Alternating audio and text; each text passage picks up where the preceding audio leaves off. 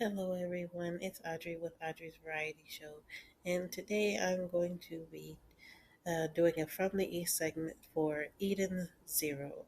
Eden Zero is currently on Netflix as an anime series. The creator, Hiro Mashima, is also the creator of Fairy Tale Zero, and Rave Master. Rave Master is actually one of my favorite anime series. So that being said, I'm going to be doing this as a anime only. These I think about 12 episodes that they did, and they did it in a very weird way. Um, you can tell that these 12 episodes is not the real entire first season of Eden Zero. So it's a bit jarring how they kind of cut off some of these so-called seasons. But anyway, for the 12 episodes that they do have right now, I'm pretty sure it has to do with the scheduling in Japan. But for right now, um, this is going to be anime only. I've only read a couple of the actual manga chapters, of like the first two or three. So with that being said, I'm just going to be doing a anime only review of the first 12 episodes that I saw. So, what is Eden Zero about? Eden Zero is about a young woman named Rebecca and a young man named Shiki. Rebecca is a beekeeper who wants to have 1 million subscribers to her channel, um, and she goes from planet to planet in her spaceship, creating content for her viewers to watch. And one day she comes across this planet made of entirely robots and machines in this theme park type of setting. Wherein, upon exploring this this robot world amusement park, she finds one lone boy named Shiki.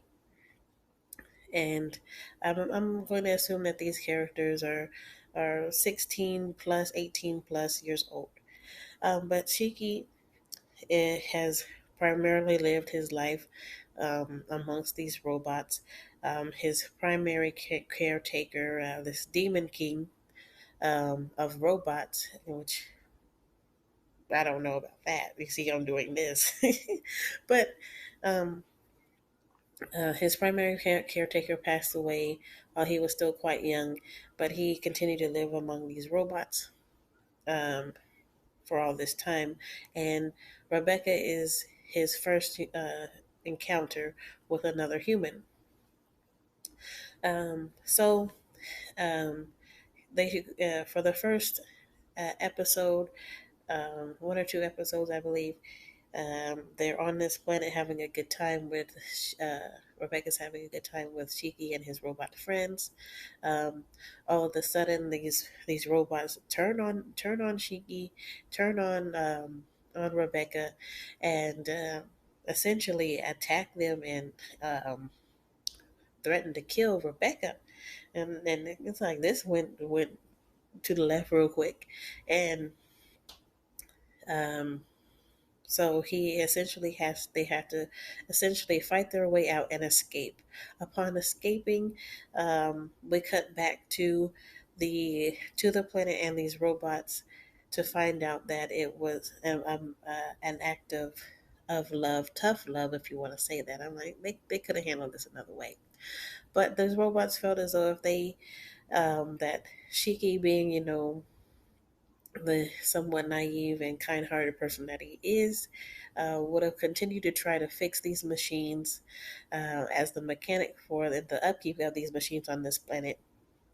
But they know that their time is up for this. They know that they are about to be essentially unpreparable, so they put on this act of chase him off the planet so he can start living a real life. And we see this theme of robots and androids having feelings for the next couple of episodes, and then which is quite sweet and endearing. And then we shift gears from that, and we pick up a couple of more characters, Pinot, and a little butterfly looking, strawberry looking android, and a young mechanic man who um, can essentially manipulate the ether, which is the source of power. Because in this particular sci-fi series, they have powers, and the powers is being able to control or manipulate ether um, into manipulating something or applying it to something. As for, like, Shiki can use ether gear to control gravity. Our young professor, mechanist friend, who's pretty much a loner, kind of a black sheep, um, rubs you the wrong way kind of a character, can manipulate machines. Rebecca has her blaster guns that shoot ether shots, I guess you could say. I'm not sure if I'm explaining it exactly right, but that's what I got out of that. We shift gears, and now we're essentially wanting to, help Rebecca with her B Cube channel and get helping her get views, while Shiki wants to make friends, have a goal of making 100 friends. So in order to do this, they decide to travel from planet to planet, having all these adventures and finding clues to find Mother. Mother is this ethereal being that essentially everybody has heard of and knows us, but has never seen before. And she lives outside of this galaxy in which they are in, called the Sakura Cosmos. Now, I will say, I'm going to pause right there and say that the art and animation and the world that Hiro Mashima has created for this is quite pretty, quite beautiful. He has some interesting elements, like there are literal sakura petals that float around through the outer space, surrounding planets and traveling through the space. We have some dragons that are pretty much planet devourers and time stealers. So there's a couple of interesting elements in this overall world that we're learning about as they travel from planet to planet.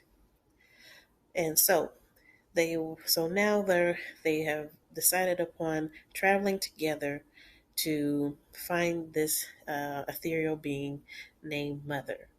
What they can't travel in the spaceship in which they have, so they are going to try to, in the midst of finding clues about where to go to find Mother, get a new ship to to um, to be able to travel outside their galaxy and find this Mother being, so that Rebecca can hopefully and eventually get her some millions of subscribers.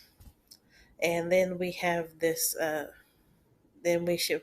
And then while we're in the midst of that, we have another element added to the story upon this quest, which is coming to the realization that this the Demon King was also in the quest to find Mother, who was Shiki's caretaker. They inherit his ship, and upon exploring his ship, the previous Demon King ship, they find a robot that is the caretaker of the ship in which they had just inherited, to to that explains that in order to travel outside of the current galaxy, we need three or four other robots like me to help. I wouldn't even. I don't know if the robots are androids, but I'm assuming so. To help us travel outside of our galaxy, and that's the last 3 or 4 episodes or so. Um, in the compartmentalized. So with that being said, the pacing was fine for this series. There wasn't any. I don't feel as though there was any real padding or extra fluff. Um, Everything seemed to fit and have a real point of being there, not just um, taking up space and prolonging anything. Um, the characters that we do have are work well together. Um, I didn't really care for the professor character. I find him kind of more irksome. I mean, I know he's the kind of a more the one straight laced man, but he's also kind of the roguish character, and he more got on my nerves than anything. He's not really. I don't really like him yet. I don't feel as though he really earned his spot there, even though it kind of try to seem as though he's earned his spot there on the team. I don't feel as though he has. It's set up that he does have something to hide or isn't telling the entire truth about himself. We have a samurai girl character who is essentially a strong female warrior character that for the action pieces that they have set up, as opposed to Rebecca, who's really not much of a fighter um, for the action pieces in which they have. She's more of the damsel in distress all the time kind of lady. But other than that, I do like all the characters that we have. Shiki being, the most innocent one, not to the point of stupidity, but more innocent one. Um, we also have Happy, Rebecca's best friend, so kind of serves as comic relief, I guess you could say. But for the most part, I enjoyed all the characters that were in this sci-fi story. Um, and that's pretty much it. That's the whole 12 episodes. Getting to know the characters. There's not much to say about the samurai character. She was literally introduced in the last few handful of episodes. There's not much to say about her. Her prime motivation is to just be to have a fight with the strongest warrior kind of thing. And the only thing else I didn't like, but it kind of comes with the territory of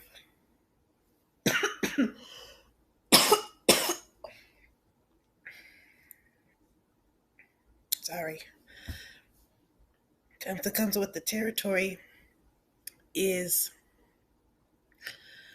the fan service. If you don't know what fan service is, it is pretty much sexual innuendo, sexual um, uh, suggestive themes, and showing nudity or to a certain extent. That's just a part of what Hiro Mashima does, but I think it's a lot more raunchy here than it is in some of the like a fairy tale kind of thing. If you want to see that kind of stuff, it's here, but it really serves no purpose or point. It doesn't add anything to the story. It's just essentially how Hiro Mashima does his stories. But as usual, you could do without it. It doesn't add anything to the story besides being there for those who want to watch it or see that. But if you do like sci-fi adventure types of stories, friendship is magic, friendship everything, you'll like this. Um, but that's really, and I'm going to say that this is a watch if you like that type of genre and storytelling. But that's all I have for this one. I'll see you in the next one. Bye bye.